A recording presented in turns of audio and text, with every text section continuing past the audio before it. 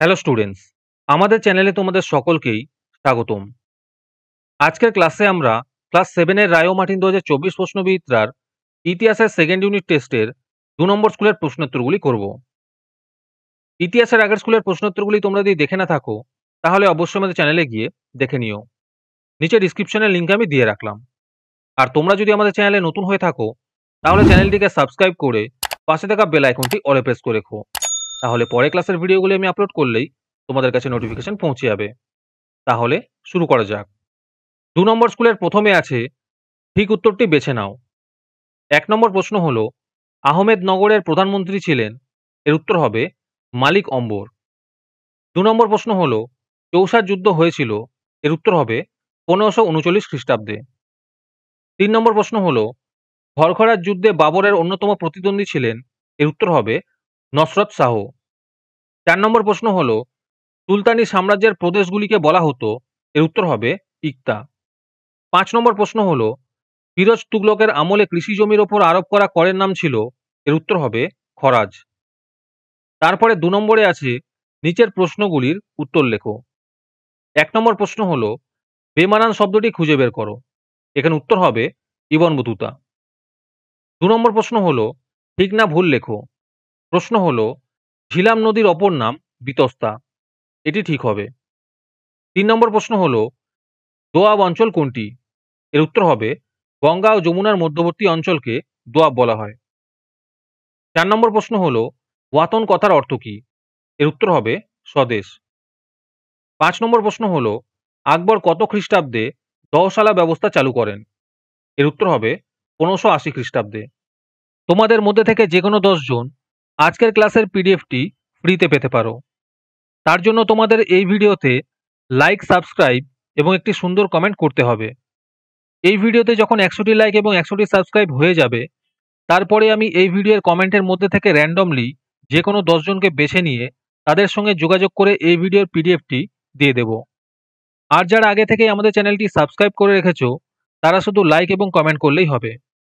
আর বাকিরা এই পিডিএফটি 3 টাকা দিয়ে আমাদের হোয়াটসঅ্যাপ নাম্বার 7501121499 যোগাযোগ করে নিতে পারো। তারপরে 3 নম্বরে আছে নিচের যে কোনো দুটি প্রশ্নের উত্তর দাও। তারপরে 3 নম্বরে আছে নিচের যে কোনো দুটি প্রশ্নের উত্তর দাও। এই প্রশ্ন উত্তরগুলি আমি তোমাদের দেখিয়ে দিচ্ছি, তোমরা দেখে নোট ডাউন করে নিও। 1 নম্বর প্রশ্ন হলো উলেমা কাদের বলা হয়। 2 নম্বর প্রশ্ন হলো সাহানা ই মান্ডি বলতে কাকে বোঝানো হয়। 3 নম্বর প্রশ্ন হলো পানিপথের প্রথম যুদ্ধ কত খ্রিস্টাব্দে কাদের মধ্যে হয়েছিল।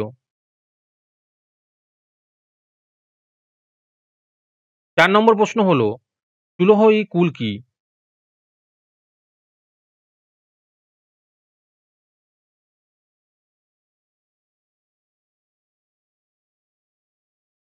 4 নম্বরে আছে নিচের যে কোনো দুটি প্রশ্নের উত্তর দাও।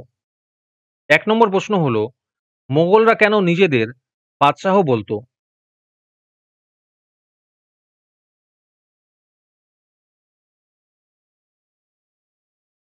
2 নম্বর প্রশ্ন হলো দিল্লির সুলতানদের কখন খলিফাদের অনুমোদন দরকার হতো।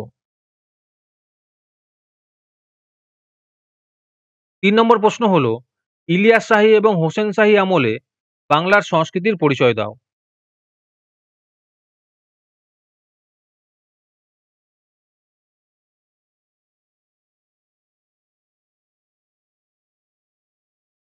5 নম্বরে আছে নিচের যে কোনো একটি প্রশ্নের উত্তর লেখো। 1 নম্বর প্রশ্ন হলো দিল্লির সুলতানদের সঙ্গে তাদের অভিজাতদের কেমন সম্বন্ধ ছিল তা লেখো।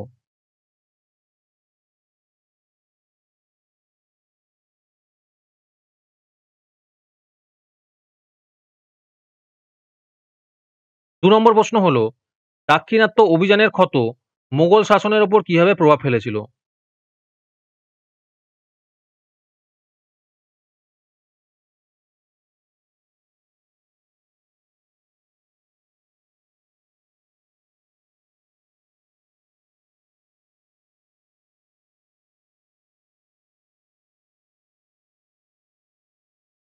3 নম্বর প্রশ্ন হলো দিল্লি কেন সুলতানদের রাজধানী হয়ে উঠেছিল? আর তার সাথে আছে দিল্লির নাম হজরত-ই দিল্লি হয়েছিল কেন?